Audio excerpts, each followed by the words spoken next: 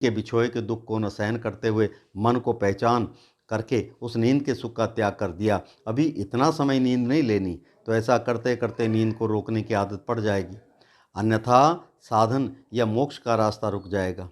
अब इस ऊपर कहे का अभिप्राय यह नहीं कि नींद लेनी ही नहीं, नींद लेनी अवश्य जरूर है, परंतु यह नहीं कि जब भी नींद आ जाए तभी जागना, तभी पढ़ना है।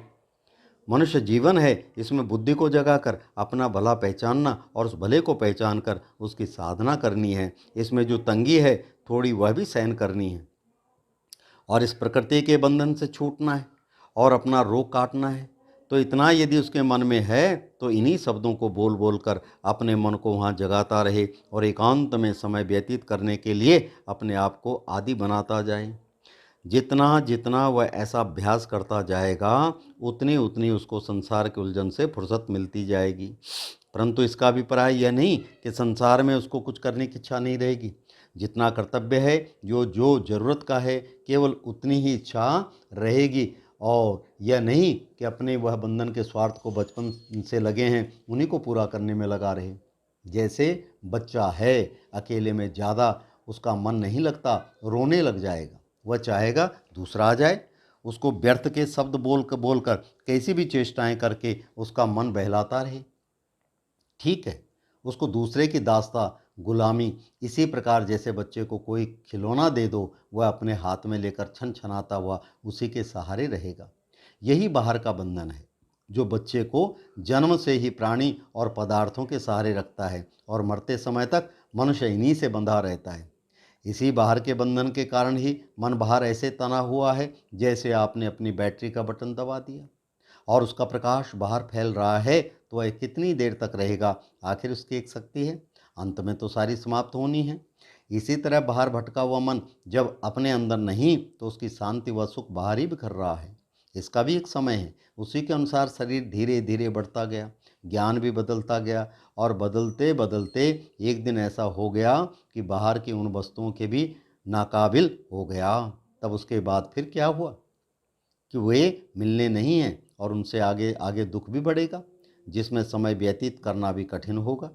ऐसी अवस्था में सारा समय व्यतीत करने के लिए भी अपने अंदर उस आत्मा परमात्मा का सुख नींद के समान पाने के लिए भी यही उसका मार्ग रास्ता है कि थोड़े दुख को कड़वी दवाई की तरह सहन करना स्वीकार कर ले। दुख को सहन करने का क्या अभिप्राय है? यही कि फालतू जो कुछ भी इस मन का बाहर लगाव है, या फालतू जो जो भी शरीर के कर्म हैं, इनको जितना जितना समझते जाना, उतना बाहर से बिछुड़ते जाना और इस बिछोड़े के दुख को हजम सहन करते जाना। जैसे कि होम्योपैथिक वाले कहते हैं कि जो जहर बीमारी पैदा करता है, उसी जहर को हजम करने की आदत डाल लो, तो वही जहर एक दवाई बन जाती है। इसी तरह सुख को छोड़ने का जो थोड़ा दुख है, वह जहर के समान है। जिस समय थोड़ा दुख होता है तो मन सुख के पीछे भागता है, अतः दुख ही कल्याण के रास्ते से भगाने वाला है और हमारे लिए जहर बना हुआ है। यदि इस दुख को ही थोड़ा थोड़ा सहन करना शुरू कर दिया जाए, तो जितना भी प्रकृति के बंधन का दुख है, वह सारा ही एक दिन आसन पर बैठे टालना आ जाएगा। परंतु आवश्यकता है धैर्य की। पहले पहल तो मन शिकायत करेगा कि भाई दुख के बारे में अंदर कुछ समझ नहीं आ रहा। तो इसका मतलब है अविद्या, और दुख से मनुष्य परेशान हुआ हुआ एकदम भागना चाहता है। जहाँ कि इसको दुख न मिले, दुख के अनुभव से टलने का मतलब है कि उस समय जो दुख का ज्ञान हो रहा है उससे मन को चुराना। दुख के ज्ञान से यदि मन चुराया, तो ज्ञान तो उस समय दुख का है। अब यदि इस ज्ञान से, जो कि उपस्थिति या वर्तमान है, मन चुराया जाएगा, तो अज्ञान या अविद्या की रात्रि में ही पड़ना है। जैसा कुछ भी ज्ञान हो, अर्थात दुख का हो भले सुख का हो, उसको वैसी अवस्था में साक्षी रूप से पहचानता रहे, तो उसका ज्ञान या समझ कभी भी नहीं खोएगी। यही सच्चिदानंद अंत में अनुभव रूप से अपने आप को सदा के लिए प्राप्त होगा। परंतु दुख या तंगी में अपने आप को धैर्य से संभाले रखें। अब यहाँ पर यदि आप धैर्य धीरज से देखने लग जाएं कि कितनी देर समझ नहीं आता, तो पता चलेगा यही बैठा तो है अंदर, जो इस दुख को समझ रहा है। साफ दिख रहा है कि अंदर दुख समझ आ रहा है, नहीं तो कैसे पता लगे कि तंगी हो रही है।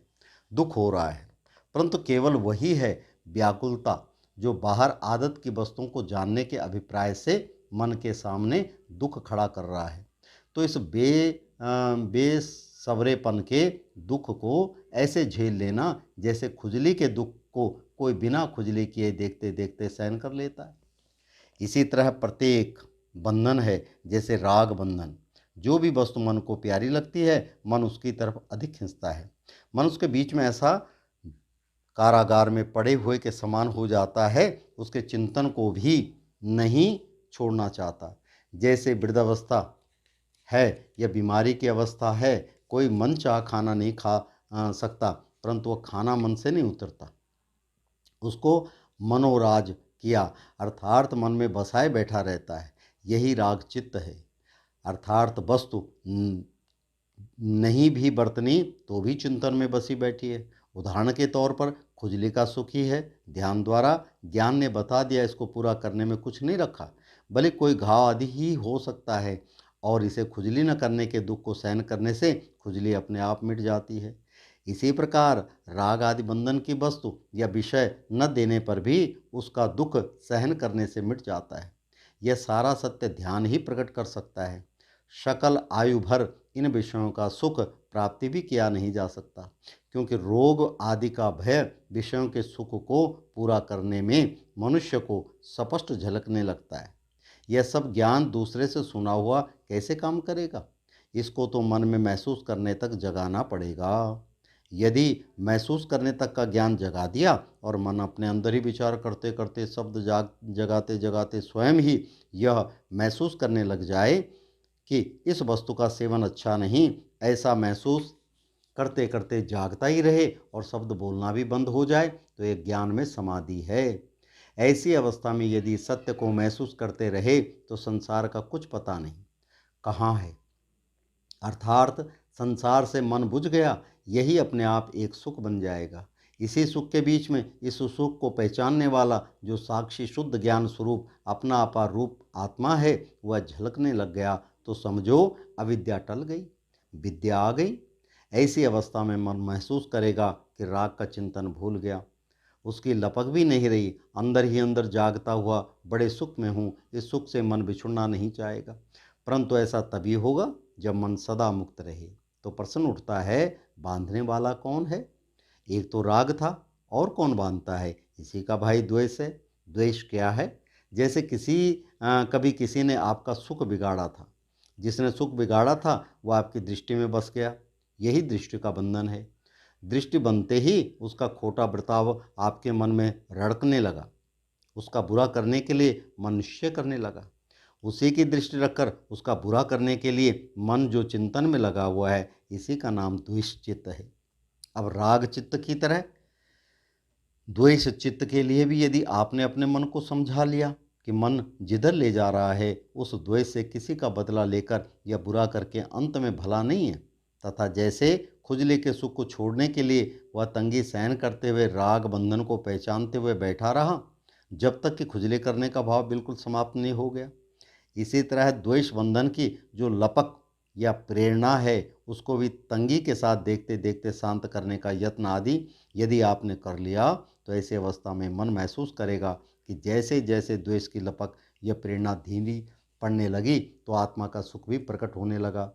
भले सुख नहीं तो भी पहले उसकी उधर की लपक का दुख तो शांत होने लगा, तथा होते होते अंत में द्वेष जैसे मन से उड़ ही गया, जैसे खुजली एकदम समाप्त हो गई, क्योंकि यह अंदर से उस भगवान परमेश्वर का ऐसा स्वभाव है कि वह कोई वस्तु को ज़्यादा समय तक टिकने नहीं देता।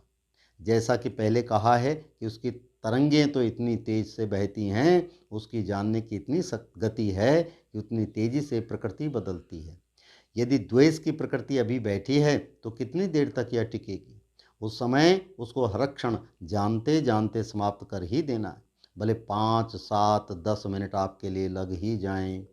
अब वह जो अंदर परमेश्वर का ज्ञान है, वह इतनी तेजी से तो आपके बंधनों को काटने के लिए तैयार बैठा है, परंतु आप में थोड़ा धैर्य होना चाहिए। यदि आप 5 मिनट में फुसल गए, आपने एक नया भंवर चक्र बीच में पैदा कर दिया, तो समझो आप जन्म गए। और यदि आप उसमें नहीं जन्मे तथा धैर्यवान रहे कि देखो कहाँ तक फुसलाता है, जैसे खुजली करने के लिए हाथ बार बार खुजली करना चाहता है, मन भी चिढ़ता है, परंतु आप खुजली न करने के दुख को शांत रीति से देखते देखते मिटा देते हैं। इसी तरह यहाँ पर भी इसके जो फुसलाने वाले हैं उन सबको आप धैर्य से टालते गए, कोई इच्छा होती है उसको भी शांत करते गए। जैसे खुजली के उदाहरण में अंदर से एक मनी राम यूं भी बोल देगा, तू पागल है भाई, थोड़ा सा खुजाने से सुख होता है तो खुजला क्यों नहीं लेता। ऐसी अवस्था में मन को इस प्रकार समझाना कि इस खुजली की भी नहीं सुननी, बस अंत में करते करते 5-7 मिनट बिता ही दिए।